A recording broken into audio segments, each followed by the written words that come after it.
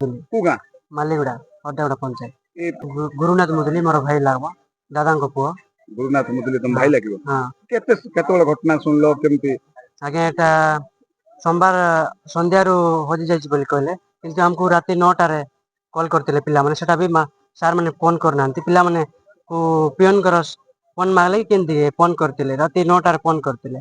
ଆମେ ଜାଣିଲୁ କି ହଷ୍ଟେଲ ସାରା ସବୁ ଖୋଜିକିରି ଆଉଥରେ ଥରେ ଫୋନ କର ବୋଲାରୁ ହଷ୍ଟେଲ ସବୁ ଖୋଜିଲେ, ତାପରେ ଆଉଥରେ ଥରେ ଫୋନ କଲେ। ଫୋନ କଲା ପରେ ନାଇଁ ଆଜ୍ଞା ବୋଲି କହିଲେ।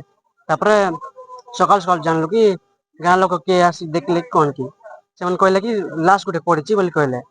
ତାପରେ ଗାଁ ଲୋକ ସମସ୍ତେ ଆସିଛନ୍ତି, ଗ୍ରାମବାସୀ ସବୁ ଆସିଛନ୍ତି। ତାପରେ ଦେଖିଲା ଚିହ୍ନଟ ହେଲା। ବେଳକୁ ଚିହ୍ନଟ ହେଲା କି ଆମ ପିଲା ବୋଲି ଆମ ଗାଁ। ତମକୁ ସ୍କୁଲ କର୍ତ୍ତୃପକ୍ଷ ତରଫରୁ କିଛି ସ୍କୁଲ ସୂଚନା ମିଳିଲା? କର୍ତ୍ତୃପକ୍ଷରୁ କିଛି କଲ୍ ଆସିନି, ସାର୍ ମ୍ୟାଡାମ ମାନେ କିଏ କଲ୍ କରିନାହାନ୍ତି। ମତେ ଲାଗୁ ଏତେ କେୟାରଲେସ୍ ହବ କି ଗୋଟେ ବର୍ତ୍ତମାନ ପର୍ଯ୍ୟନ୍ତ ସ୍କୁଲ ତରଫରୁ କଣ ଆପଣଙ୍କୁ ନାଇଁ ଖବର କିଛି ଦେଲେନି? ଖବର ଦେଇନାହାନ୍ତି। ଖାଲି ବାହାର ଖବର ବାହାର ଶୁଣିବାକୁ ଖବର ଆସିବ। ଏକା କଣ ଶୁଣିଛି ଚାହୁଁଛ ଆପଣ ମାନେ ଏବେ? କିଛି ଗୋଟେ ନ୍ୟାୟ ଆଙ୍କ ବିରୁଦ୍ଧରେ କରିଯାଉ ବୋଲି।